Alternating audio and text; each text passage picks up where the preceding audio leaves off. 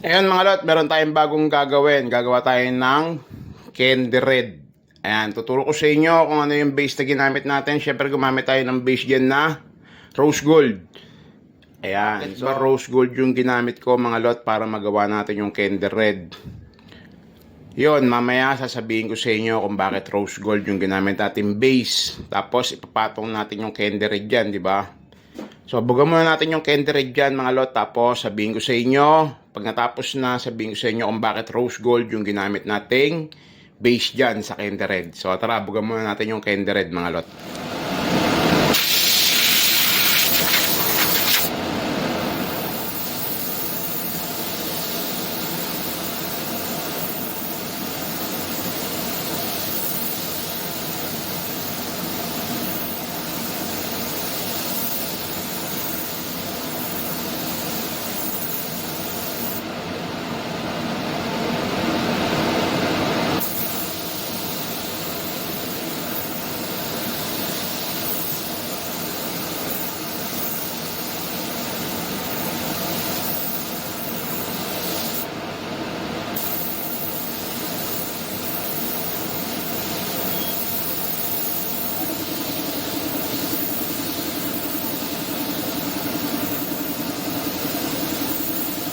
Na mga lot, na-base na natin yung candy red, no? Itatop coat muna natin yan, tapos sabihin ko na sa inyo kung bakit rose gold yung binase natin dyan. So, top coat muna tayo mga lot para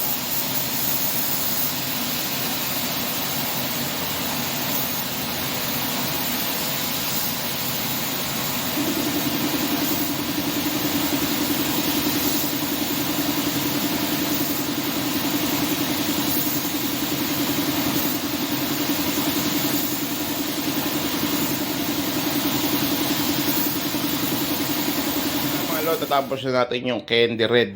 Yun, so ngayon sasabihin ko na sa inyo kung bakit rose gold yung binase natin dyan. So mga lot, kaya rose gold ang binase ko sa candy red para hindi magkaroon ng mapa. So alam nyo yung mapa. For example, di ba nagbubuga kayo, silver ginamit nyo. Di ba yung silver minsan nagmamapa. Ngayon pag nagmapa yon at tinamad kayo, tapos binugan nyo yung candy red, makikita nyo magmamantya. Di ba? Ganun yung sakit ng candy red, di ba? Pag tinamad kayo magbuga ng silver, ayan, tapos bumababa yung mga silver, ibig sabihin magkakaroon ng mantya yon, magmamapa na yon. Ngayon, pag binuga nyo yung candy red, makikita yung mapa. So, hindi katulad ng rose gold. Pag rose gold yung ginamit mong base, ayan, yung kalalabasan niya. Candy red pantay. Di ba?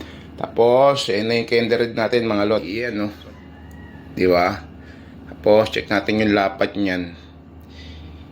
Ayan, yung lapat. Nakita nyo yung butil-butil ng ano, ng ilaw. Ayan, no?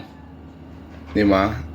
Kita nyo ring alikabok dyan. So, yung alikabok niyan, mamaya, titirahin ko na ng bapping yan. Kasi itong kaha na to, taga Quezon Province pa may-ari nito. Pinadala lang dito sa atin. So, ayun na yung candy red. Ayun na, suwabing-suwabe na. Tapos, ang gusto nung may-ari nito mga lot, ganito. Pinalik niya lang sa dating kulay, pero candy red to. Tapos, yung dito niya, side skirt, silver pa din. Kung ano yung original color, silver. Tapos, black. Ayan, ginawa ko naman sa black niya. Ayan. Moonlight black. Yung ginawa ko sa black. Ayan, no. Diba? Tapos, check pa natin yung ibang yun, no. Diba? So, ayan na yung kinalabasan ng candy red natin. Nakita nyo yung lapat. Diba? Tapos, syempre, makita yung chongo dyan. Yun, dali. Yung chongo. Yun. So, yun mga lot, shiner ko lang yung ginamit ko pang-base dun sa candy red. So, yun na mga lot. Sana naintindihan nyo at nagustuhan nyo yung ginawa nating candy tone.